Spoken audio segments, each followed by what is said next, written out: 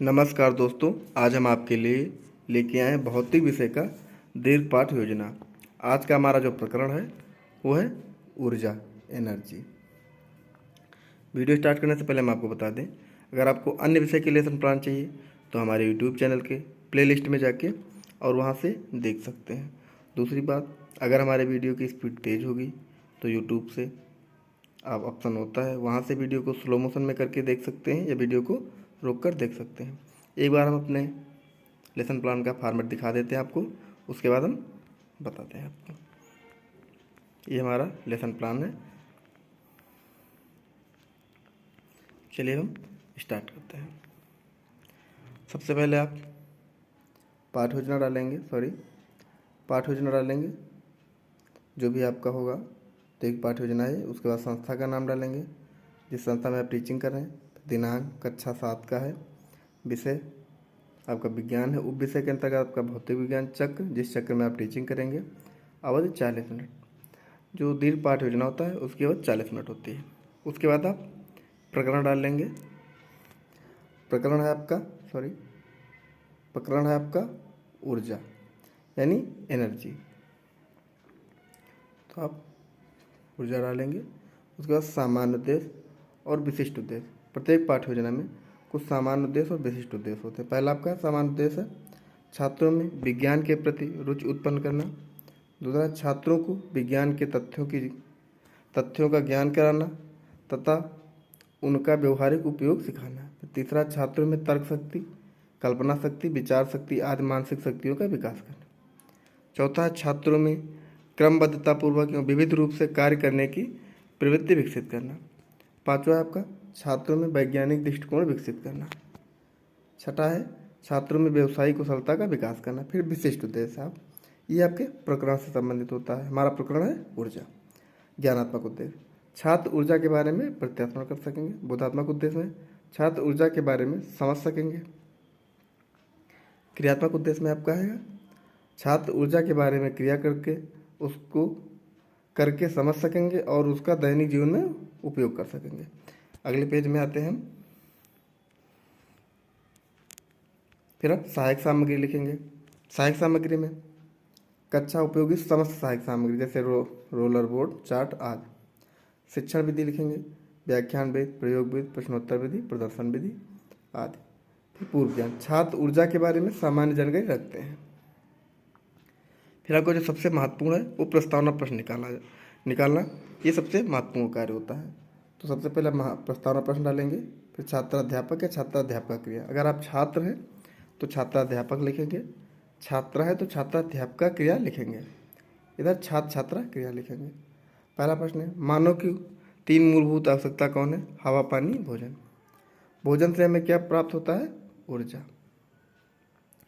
ऊर्जा के बारे में आप और क्या जानते हैं? आपका समस्यात्मक हो जाएगा।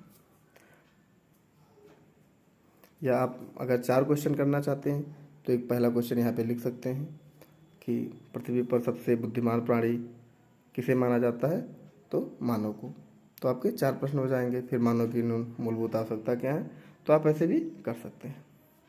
फिर आप उद्देश्य कथन लिखेंगे। छात्रों, आज हम सब मिलकर ऊष्मा के बारे में विस्तृत अध्ययन करेंगे। फिर आप प्रस्तुतिकरण 1 डालेंगे। पहला प्रस्तुतिकरण है शिक्षण बिंदु डालेंगे, छात्राध्यापक क्रिया और छात्र छात्रा क्रियाएं। अगर आप छात्राध्यापक है तो छात्राध्यापक क्रिया डालेंगे, छात्रा है तो छात्राध्यापक क्रिया डालेंगे। और इस साइड में लिखेंगे छात्र छात्रा ध्यानपूर्वक सुनेंगे। सिर्फ इतना लिखना होता है। शिक्षण बिंदु में ऊर्जा एवं यांत्रिक ऊर्जा, स्थितिक ऊर्जा, गतिज ऊर्जा। गतिज ऊर्जा कार्य करने की क्षमता को ऊर्जा कहलाती है। कार्य करने की क्षमता ऊर्जा कहलाती है। यांत्रिक ऊर्जा वस्तुओं की स्थिति, आकृति अथवा गति के कारण अवस्था में परिवर्तन के फलस्वरूप उत्पन्न ऊर्जा को यांत्रिक ऊर्जा, अगले पेज में देखते हैं, यांत्रिक ऊर्जा कहते हैं। जैसे खिंची हुई रबर, बहता पानी आदि स्थितिज ऊर्जा किसी वस्तु में उसकी विशेष स्थिति के कारण कार्य करने की क्षमता को स्थितिज ऊर्जा कहते हैं। जैसे प्रत्यास्थ स्थितिज ऊर्जा। गतिज ऊर्जा किसी वस्तु के गति करने के कारण कार्य करने की क्षमता को गतिज ऊर्जा कहते हैं। यहाँ पे वो जो छात्र छात्रा क्रिया थी उसी में ही लिखा हुआ है, छात्र छात्रा ध्यानपूर्वक सुनेंगे। फिर आप बोध प्रश्न करेंगे। प्रत्येक प्रस्तुतिकरण के बाद के बोध प्रश्न होते हैं, जिसे करना होता है। तो बोध प्रश्न लिखेंगे, छात्राध्यापक या छात्राध्यापक क्रिया लिखेंगे और छात्र छात्रा क्रिया लिखेंगे। पहला प्रश्न है, खिंची हुई रबर में कौन सी ऊर्जा होती है? यांत्रिक ऊर्जा। स्थितिज ऊर्जा का एक उदाहरण बताइए। प्रत्यास्थ स्थितिज ऊर्जा। ऊर्जा के रूपांतरण के बारे में आप क्या जानते हैं? आपका समस्यात्मक हो जाएगा। फिर आप प्रस्तुतिकरण 2 करेंगे। इसमें भी आप शिक्षण भी लिखेंगे, छात्राध्यापक छात्राध्यापिका लिखेंगे, जो छात्र हैं वो छात्राध्यापिका लिखेंगे और जो छात्रा है वो छात्राध्यापिका क्रिया लिखेंगे।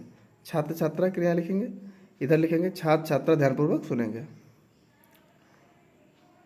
शिक्षण बिंदु है आपका ऊर्जा का रूपांतरण। ऊर्जा का एक रूप से दूसरे रूप में परिवर्तन हो सकता है, इसे हम ऊर्जा का रूपांतरण कहते हैं। जैसे विद्युत ऊर्जा का प्रकाश ऊर्जा में रूपांतरण, गतिज ऊर्जा का स्थितिज ऊर्जा में रूप तथा स्थितिज ऊर्जा का गतिज ऊर्जा में रूपांतरण, यांत्रिक ऊर्जा का ऊष्मीय तथा विद्युत ऊर्जा में रूपांतरण, ऊष्मीय ऊर्जा का यांत्रिक में, ध्वनि ऊर्जा का विद्युत ऊर्जा में, प्रकाश ऊर्जा का रासायनिक ऊर्जा में रूपांतरण आदि। अगले पेज में आते हैं। फिर इसके बाद आप प्रस्तुतिकरण करेंगे, बोध प्रश्न करेंगे। पहला बोध प्रश्न है आपका, छात्राध्यापक क्रिया लिखेंगे या छात्राध्यापिका क्रिया लिखेंगे? जो आप है छात्र छात्रा क्रिया। पहला प्रश्न है, विद्युत ऊर्जा का किस ऊर्जा में रूपांतरण होता है? प्रकाश ऊर्जा में। ध्वनि ऊर्जा का किस ऊर्जा में रूपांतरण होता है? विद्युत ऊर्जा में। ऊर्जा रूपांतरण के कुछ तथ्य बताइए। ये आपका समस्यात्मक हो जाएगा, यहाँ पे आप समस्यात्मक लिखेंगे, यहाँ पे आप समस्यात्मक लिखेंगे। तो जो आपका ऊर्जा रूपांतरण के कुछ तथ्य, तो वही आपका शिक्षण बिंदु है। ऊर्जा रूपांतरण के कुछ अन्य तथ्य, शिक्षा बिंदु लिखेंगे, छात्राध्यापिका क्रिया, छात्र छात्रा क्रिया, छात्र छात्रा ध्यानपूर्वक सुनेंगे। साइकिल चलाने में पेशीय ऊर्जा का रूपांतरण यांत्रिक ऊर्जा के रूप में होता है। विद्युत चुंबक में विद्युत ऊर्जा का परिवर्तन चुंबकीय ऊर्जा में होता है। विस्फोटक युक्ति जैसे बम आदि में रासायनिक ऊर्जा का परिवर्तन ऊष्मीय ऊर्जा तथा प्रकाश ऊर्जा में होता है। फिर आप बोध प्रश्न करेंगे। बोध प्रश्न लिखेंगे, छात्राध्यापक या छात्राध्यापिका क्रिया, जो अभी आप हैं छात्र छात्रा क्रिया। पहला प्रश्न, साइकिल चलाने में पेशीय ऊर्जा किस ऊर्जा में रूपांतरित होती है? यांत्रिक ऊर्जा में। विद्युत चुंबक में विद्युत ऊर्जा का परिवर्तन किस ऊर्जा में होता है? चुंबकीय ऊर्जा। ऊर्जा के न्याय संगत प्रयोग हेतु प्रोत्साहन पर अपने विचार बताइए। यह आपका समस्यात्मक हो जाएगा। फिर अगले पेज में आते हैं। प्रस्तुतिकरण 4 करेंगे आप। प्रस्तुतिकरण 4 डालेंगे, शिक्षण भी डालेंगे, छात्राध्यापक या छात्राध्यापिका क्रिया लिखेंगे, जो भी आप हैं छात्र छात्रा क्रिया। ऊर्जा के न्याय संगत प्रयोग हेतु प्रोत्साहन, जल वायु बायोगैस बायोमास तथा सौर ऊर्जा पुनः प्राप्त होने वाले ऊर्जा के स्रोत हैं, अतः इन्हें बार बार उपयोग में लाया जा सकता है। इनके प्रयोग से वातावरण बहुत कम दूषित होता है। वहीं दूसरी ओर पेट्रोल डीजल मिट्टी का तेल पेट्रोलियम गैस आदि पुनः प्राप्त होने वाले ऊर्जा के स्रोत हैं। इसका एक न एक दिन समाप्त होना निश्चित है। इन स्रोतों के भंडारण सीमित मात्रा में उपलब्ध हैं, अतः इनका विवेकपूर्ण उपयोग न होने पर ये शीघ्र समाप्त हो सकते हैं, जिससे ऊर्जा संकट उत्पन्न हो सकता है।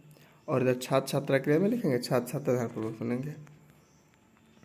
फिर आप श्याम पट कार्य करेंगे। आप एक ब्लैक चार्ट पे लिख के और यहाँ से ऐसे चिपका सकते हैं। यहाँ पे श्याम पट कार्य भी लिख सकते हैं, यहाँ भी लिख सकते हैं।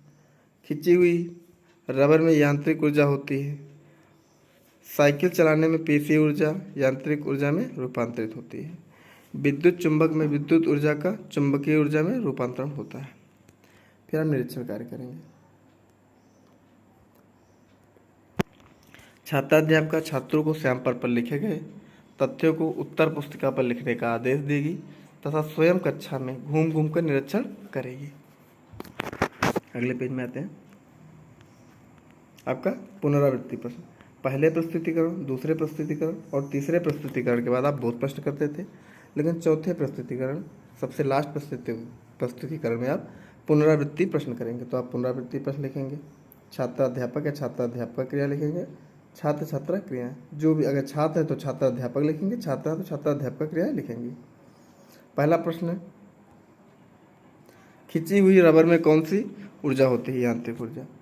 स्थितिज ऊर्जा का एक उदाहरण दीजिए। प्रत्यास्थ स्थितिज ऊर्जा। विद्युत ऊर्जा का किस ऊर्जा में रूपांतरण होता है? प्रकाश ऊर्जा में। ध्वनि ऊर्जा का किस ऊर्जा में रूपांतरण होता है? विद्युत ऊर्जा में। जलवायु बायोमास ऊर्जा के कैसे स्रोत हैं? ये पुनः प्राप्त होने वाले स्रोत हैं। फिर आप गृह कार्य देंगे। गृह कार्य छात्राध्यापक या छात्राध्यापक छात्रों को ऊर्जा का रूपांतरण ऊर्जा का स्थानांतरण, ऊर्जा रूपांतरण के तथ्य तथा ऊर्जा के न्याय संगत प्रयोग हेतु प्रोत्साहन के बारे में लिखकर तथा पढ़कर आने का आदेश देगा या देगी। फिर आप यहाँ पे समालोचना लिख देंगे और छोड़ देंगे। तो ये आपका लेसन प्लान कंप्लीट हो जाएगा। जब आप टीचिंग करेंगे तो जैसे यहाँ पे साइन हुआ है और कुछ कमेंट किया, तो ऐसे ही आपके कापी में समालोचना की जाएगी। जो वहाँ के टीचर होंगे, जो हेड होंगे, जो आपकी टीचिंग को देखेंगे। तो प्लीज़ आप लोग हमारे चैनल को सब्सक्राइब कर लीजिएगा। कमेंट के माध्यम से ज़रूर बताइएगा कि हमारा लेसन प्लान आप लोगों को कैसा लगा। अन्य विषयों के लेसन प्लान देखने के लिए आप हमारे यूट्यूब चैनल पर जाके देख सकते हैं। Thank you.